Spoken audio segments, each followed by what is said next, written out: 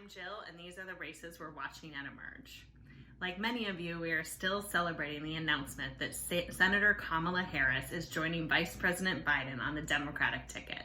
Senator Harris is a longtime Emerge supporter, and her journey from City District Attorney to California Attorney General to U.S. Senator, and now potentially the next Vice President of the United States, is the story of Emerge.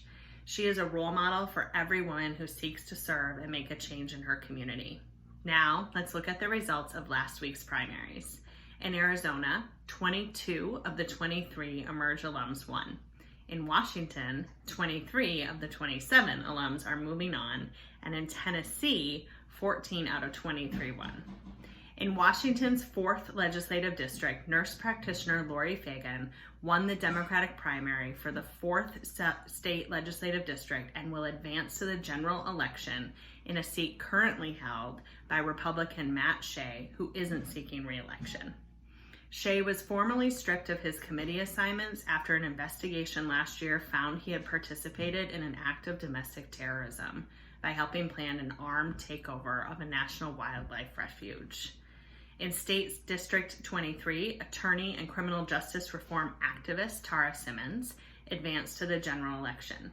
If she wins, she will be the first formally incarcerated person ever elected to the state legislature in Washington. Yesterday, primary elections were held in Vermont, Connecticut, and Wisconsin. In Vermont, we had 38 candidates on the ballot, and 30 are moving on to the general election.